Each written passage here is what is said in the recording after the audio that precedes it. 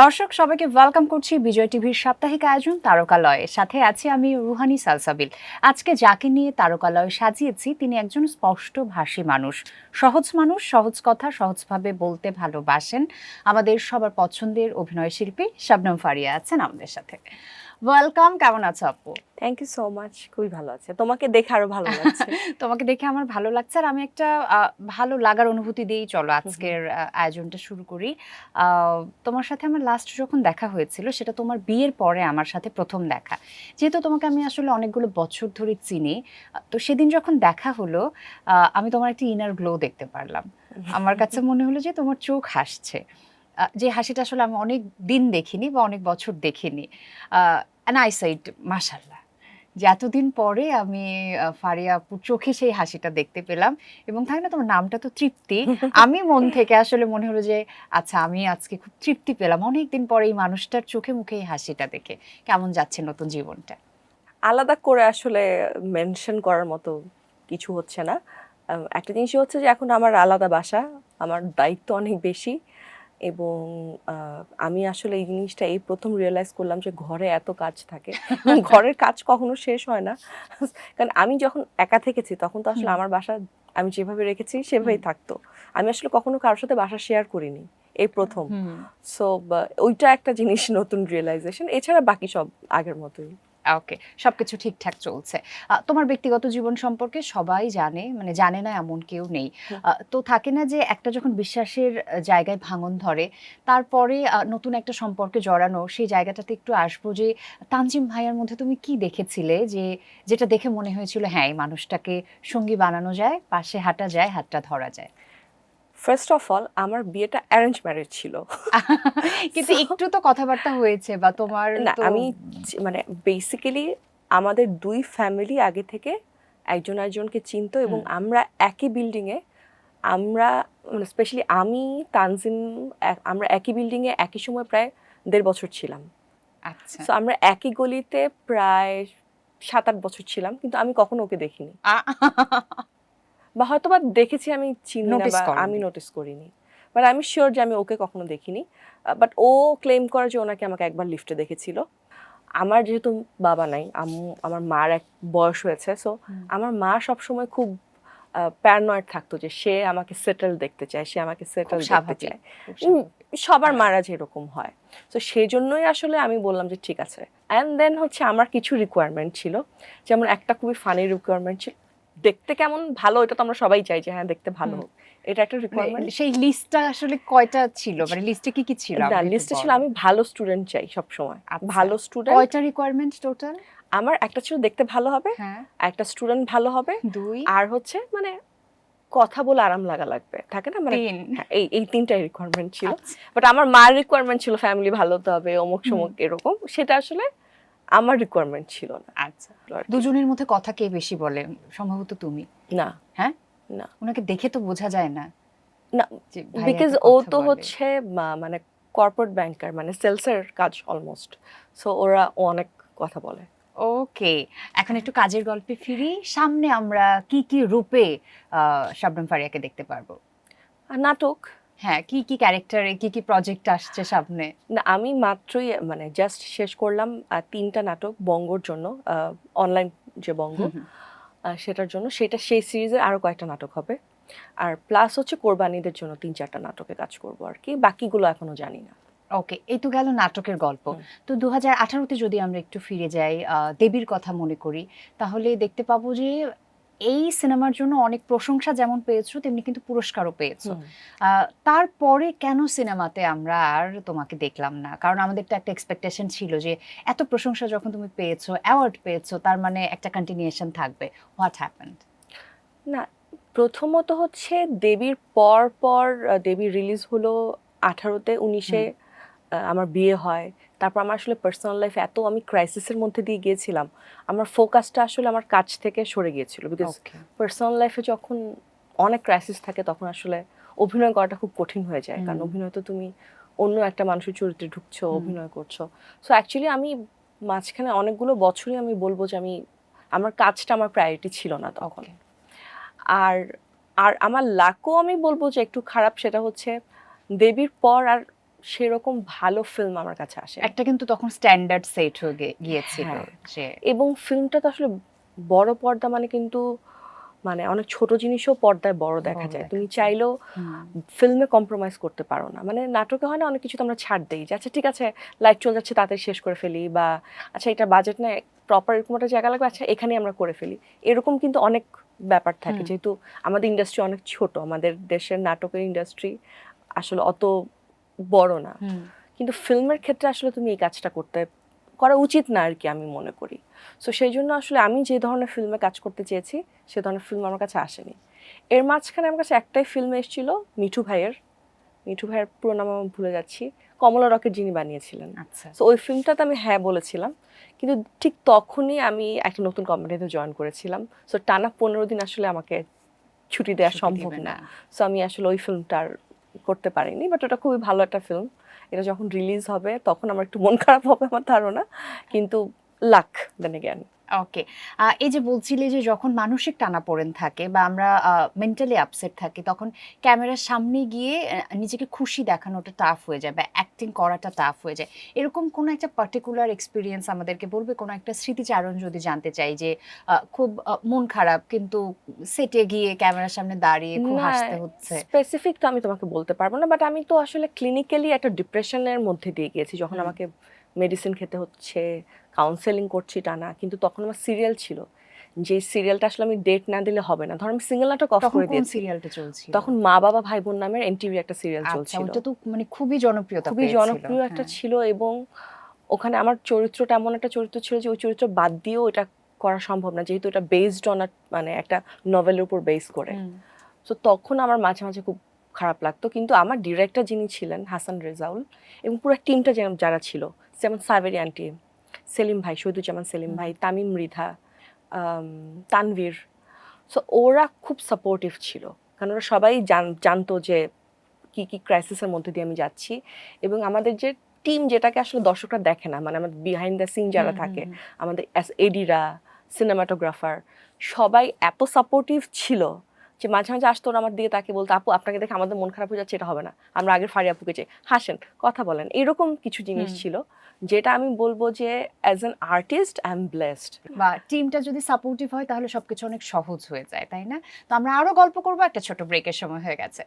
দর্শক, আপনারা দেখছেন বিজয় টিভির নিয়মিত আয়োজন, সাপ্তাহিক আয়োজন তারকালয়। একটা ছোট্ট ব্রেকের সময় হয়ে গেছে, ব্রেকের পর আবার দেখা হচ্ছে। আশা করছি কোথাও যাবেন না, সাথেই থাকবেন।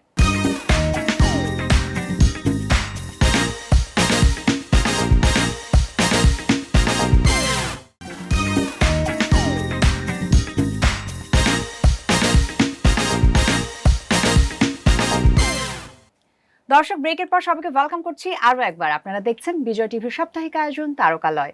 রুহানি সালসাবিল আপনাদের সাথে আছে আর আমার সঙ্গে যিনি আছেন 2013 সাল থেকে তিনি অল টাইম দৌড়ের উপর সবার পছন্দের শবনম ফারিয়া।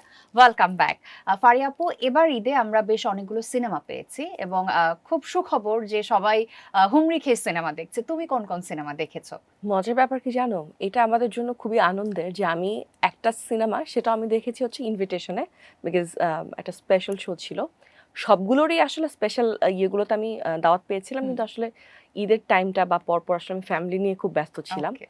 এই জন্য আমি ওগুলোতে অ্যাটেন্ড করতে পারিনি তো আমার ইচ্ছা ছিল যে আমরা হচ্ছে এরকম উইকেন্ড ধরে ধরে সিনেমাগুলো দেখব এখন পর্যন্ত কোনো উইকেন্ডের সিনেমা টিকিট অনলাইনে পাওয়া যায় না হ্যাঁ। এটা আমরা যারা কাজ করি ইন্ডাস্ট্রিতে আমাদের জন্য খুবই আনন্দের একটা জিনিস যে আমাদের সিনেমাগুলো এত ভালো চলছে যে সবাই এসে দেখছে আমি শুধু বনলতা এক্সপ্রেস দেখেছি কারণ ওটা একটা স্পেশাল স্ক্রিনিং ছিল এবং সেদিন উইকেন্ড ছিল সো সেজন্য আমরা যেতে পেরেছি কিন্তু বাকিগুলো দেখতে পারিনি কিন্তু আমি সবগুলো দেখব ওকে। যদি সব থেকে কাছের বন্ধুর নামটা জানতে চাই, এটা মানে ফেসবুকে যে পরিমাণ তোমাদের আসলে খুনসুটি চলে এটা সবাই জানে যে বেনজির আপু তোমার বেস্টি। এখন যেহেতু বেনজির আপু এখানে কাজ করছে না, ইউকেতে আছে, তো এখন যারা কাজ করছে তাদের মধ্যে থেকে যদি একটু জানতে চাই তোমার সবচেয়ে কাছের বন্ধুকে। এখন দেখো একটা সময় আমি ভাবতাম খুব যে ও আমার বন্ধু এই সেই কিন্তু আমি যখন কাজ কমিয়ে দিলাম এবং ইন্ডাস্ট্রির সাথে আমার একটা দূরত্ব আসলো তখন আই রিয়েলাইজ যে আমি যাদেরকে বন্ধু মনে করতাম তারা সবাই হয়তো আমার বন্ধু না তারা কেউ কেউ আমার কলিগ ছিল কিন্তু আমি ভাবতাম তারা আমার বন্ধু সো এখন যারা কাজ করে তাদের সাথে আমার কারোর সাথে তেমন যোগাযোগ নেই। যদি বলি যে আমার সাথে তৌসিফের মাঝে মাঝে কথা হয়, সেটা আমার লাইফের কোনো কিছু হোক বা ওর কোনো কাজ দেখে বা এরকম, এছাড়া আসলে আমার তেমন কারোর সাথে সেভাবে যোগাযোগ নেই। ওকে, সেই সুতোটা ছিঁড়ে গেছে বা তুমি বুঝতে পেরেছো যে জীবনে আসলে মানুষ কমিয়ে আনতে হয়। না, আমি যখন কাজ করতাম তখন তো আসলে ওদের সাথে অনেক ফ্রিকোয়েন্ট দেখা হতো, তখন আসলে হ্যাং আউট হতো এই সেই। বাট আমি মাঝে এরকম একটা সময়ের মধ্যে দিয়ে গিয়েছি, তখন আসলে আমার প্রায়োরিটি এটা ছিল না যে আমি কার সাথে আড্ডা দিব, কথা বলবো। তখন আমি অনেকটা নিজের মধ্যে ছিলাম। কিন্তু কিছু মানুষ তখনও আমার সাথে নিজ থেকে কন্ট্যাক্ট করতো, দেখা করতো বা আমাকে চেয়ার করার চেষ্টা করতো। তো সেখানে আমার সারিকা সাবা ছিল তাদের মধ্যে একজন। যেমন ও নিজ থেকে আপু আসো, বাসায় আসো, কথা বলি, আড্ডা দেই, বা আমি তোমাকে সময় দিচ্ছি, এরকম টাইপের ছিল। রুনাপুও ছিল, রাজ ভাই ছিল, মোস্তফা কামাল রাজ, বা শহীদুজ্জামান সেলিম, ওনারা অনেক সাপোর্ট করেছে। বাট এর বাইরে আসলে কারোর সাথে আমার ওভাবে আগে যেই জিনিসটা ছিল, কারণ আর সবাই তো ব্যস্ত, মানে চাইলেও তো আসলে যে অনেক কিছু করা সম্ভব তা না। এই যে কাজটা কমিয়ে দিলে বা কমে গেল, সেটাকে আসলে আমাদের ইন্ডাস্ট্রিতে কাজের সংকট নাকি সিন্ডিকেট, কোনটা? এটা খুবই কঠিন একটা প্রশ্ন, এইটা বলতে গেলে অনেক অ্যান্সার দিতে হবে। দাও না। প্রথমত, একটা সার্টেন টাইম পর্যন্ত অনেক ধরনের চরিত্র করা যায়, ক্যামেরার সামনে থাকা যায়। সেটার সাথে সাথে যখন এইজ বাড়ে, তখন আসলে তুমি চাইলে সব ধরনের চরিত্র করতে পারবে না। এবং এটাই নিয়ম যে একটা সময় কেউ কাজ করবে, তারা একটু সিনিয়র হবে, আবার নতুন কেউ আসবে কাজ করবে, এটা একটা প্রসেস। আমি যখন নতুন অভিনয় করতে আসি তখন তিশা আপু সব কাজ করতো, তখন সব ডিরেক্টরদের ফার্স্ট প্রায়োরিটি ছিল তিশা আপু। তারপর আস্তে আস্তে সেটা মেহজাবিন হলো, তারপর মেহজাবিনও কাজ কমালো, শুধু ওটিটি বা ফিল্ম করছে। তারপর ধরো ফারিন আসলো, সাবিলা, বা ধরো এখন তটিনী, সাদিয়া, এরকম। এটা কিন্তু ইন্ডাস্ট্রির নিয়ম। পুরানোরা যাবে, তারা হয়তো স্পেশাল কিছু কাজ করবে, বেছে কাজ করবে, নারী কেন্দ্রিক কাজ করবে। এটা এটা হয়, এটাকে একসেপ্ট করতে হয়, না করলে সেটা সেটা আসলে সে কষ্ট পাবে যে একসেপ্ট করতে পারে না। এটাই নিয়ম ইন্ডাস্ট্রির। তুমিও একটা সময় মুনমুন আপু ছাড়া শোই খুব কম হতো, নওশিন আপু ছিল, তারপর ধর একটা সময়, তারপর একটু চেঞ্জ হলো, অনেক আসলো, তোমরা আসছো, এরপর আরো নতুনরা আসবে। এটাই এটাই হচ্ছে ইন্ডাস্ট্রিতে, এটাই চলবে, এটাই নিয়ম। এটা একটা জিনিস।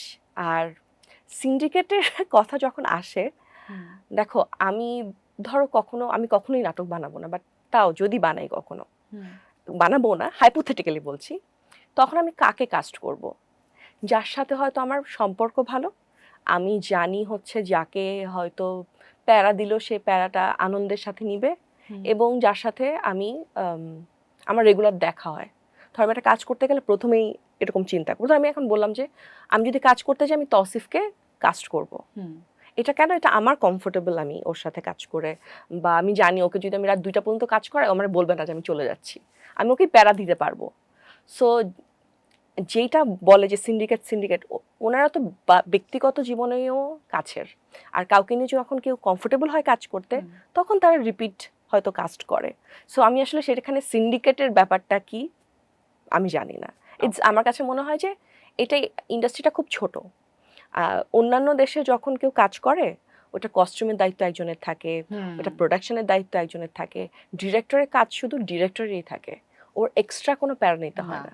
কিন্তু আমাদের দেশে গল্পটাও ডিরেক্টর সিলেক্ট করে, লোকেশন সিলেক্ট করে ডিরেক্টর, কি টাকা পয়সা দিবে, কি করবে, এগুলো সব ডিরেক্টর করে। এত কিছু করার পরে কাস্টিং নিয়ে আমার মনে হয় ওনাদের চিন্তা করার সময় বা এনার্জি লস করতে চায় না, যে আচ্ছা ও আছে, ওকে নিয়ে কাজ করি, ঠিকঠাক। আর আমাদের দেশে তো একটা ভিউর ব্যাপার থাকে। আমি একটা চ্যানেল আছে, আমি চ্যানেলের বদনাম বলবো এখন, সেটা তো চ্যানেলগুলো বা ইউটিউব, ওনারা তো চায় এরকম আর্টিস্টদেরকেই নিতে যাদের ভিউ বেশি হয়।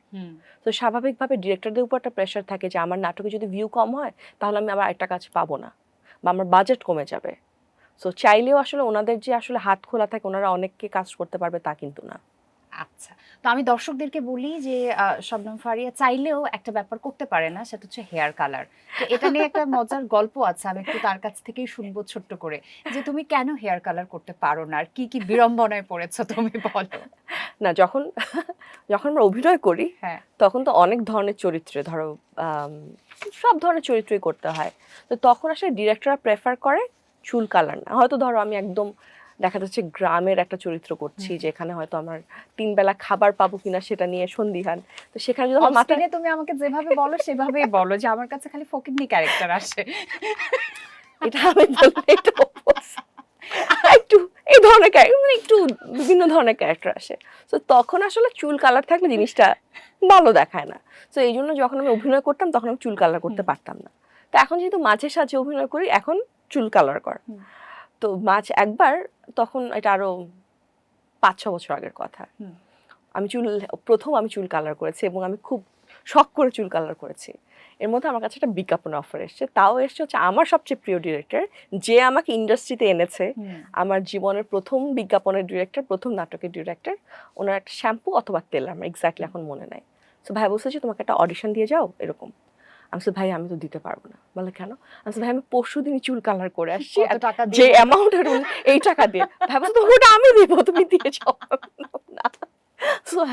এটা একটা ফানি বিড়ম্বনা। আচ্ছা, আমরা আরো গল্প করবো, একটা ছোট্ট ব্রেকের সময় হয়ে গেল, ব্রেকটা থেকে ঘুরে আসি। দর্শক আপনারা দেখছেন বিজয় টিভির সাপ্তাহিক আয়োজন তারকালয়। একটা ছোট্ট ব্রেকের সময় হয়ে গেছে, ব্রেকের পরে আরো গল্প বাকি, সাথেই থাকুন।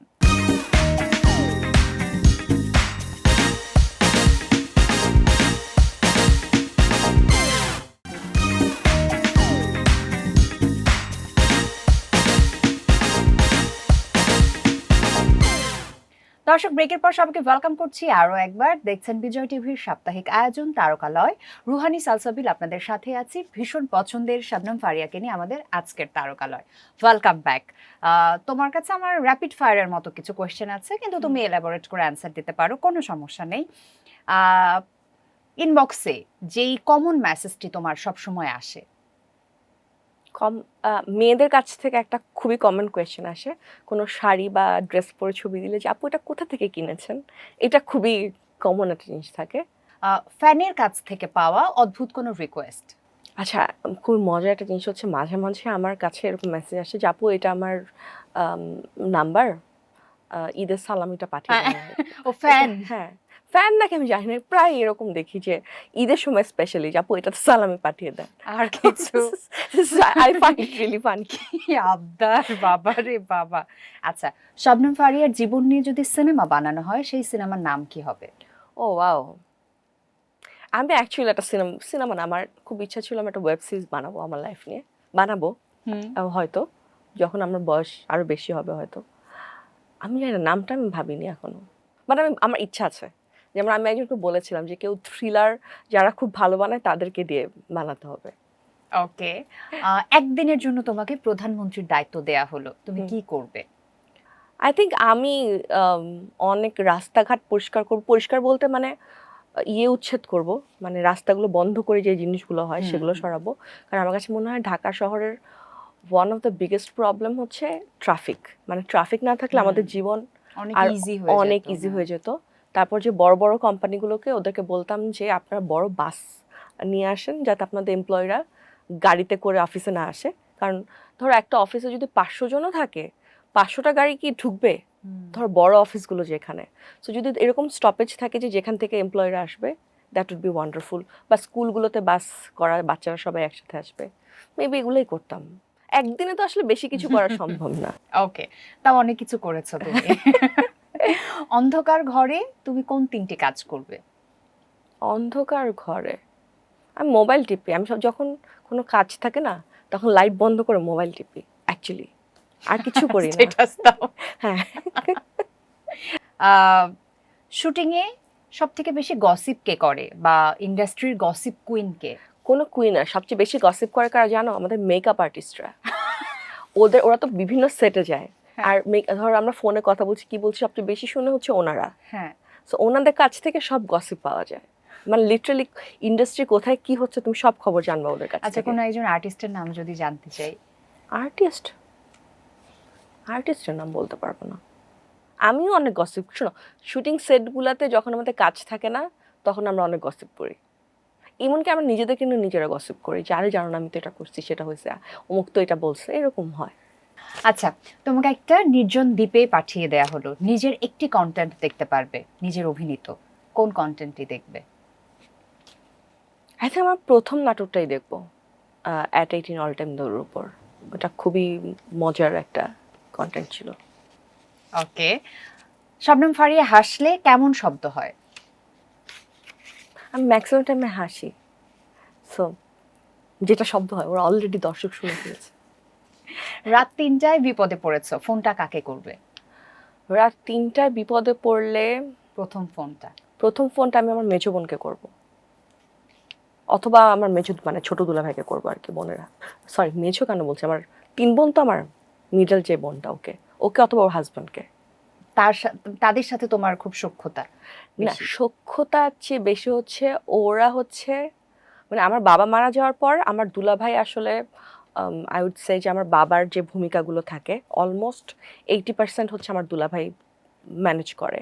আর আমার বোন হচ্ছে আমাদের বাসার মধ্যে সবচেয়ে ঠান্ডা মাথার মানুষ। Okay. ধর অনেক বড় ঘটনা ঘটে গেলে তো আমরা স্বাভাবিকভাবে, যেহেতু আম্মুর বয়স হয়েছে, আমরা আম্মুর সাথে কিছু শেয়ার করতে চাই না, কারণ আম্মু অনেক প্যানিক করে, প্রেশার বেড়ে যায়, অসুস্থ হয়ে যায়। সো আমরা 3 বোনই নিজেরা নিজেদের মধ্যে রাখার চেষ্টা করি। তো কিছু হলে আমরা সবচেয়ে বেশি বলি হচ্ছে আমার মেজো বোনকে, আপু এটা হয়েছে। আমার বড় আপু ফোন দিয়ে বলে সোনিয়া এটা হয়েছে। তো আমার মেজো বোন সবচেয়ে বেশি দায়িত্ব নেয় আর কি। Okay, So, thank you so much. তোমার সাথে কথা বলে খুব ভালো লাগলো। আশা করছি আবারও ভবিষ্যতে তোমাকে পাবো, আবারও গল্প করব। বিজয় টিভির দর্শকদের জন্য কি বলবে? তো দর্শকদেরকে অনেক ধন্যবাদ। আর এইবার আমি প্রথম বিজয় টিভিতে এসেছি, আমার এসে খুবই ভালো লাগছে। Thank you for inviting me. And thanks for coming, thanks for your time. খুব ভালো থেকো, সুন্দর সুন্দর কন্টেন্ট আমাদেরকে উপহার দিও। তোমার অভিনয় আমরা সবসময় মুগ্ধ হই, আরও মুগ্ধ হতে চাই। আর খুব ভালো থেকো, সবসময় এই হাসিটা যেন থাকে। আর যে হাসিটা দেখে আমি বলবো মাশাআল্লাহ। শুভকামনা রইল। দর্শক, এই ছিল আমাদের আজকের তারকালয়। শবনম ফারিয়ার সাথে অনেক গল্প হলো। আশা করছি গল্পে গল্পে আপনাদের সময়টাকে একটু হলেও সুন্দর করতে পেরেছি। আমি রুহানি সালসাবিল আজকের মতো বিদায় নিয়ে নিচ্ছি। সবাই খুব ভালো থাকুন। তারকালয়ে আবারও দেখা হবে।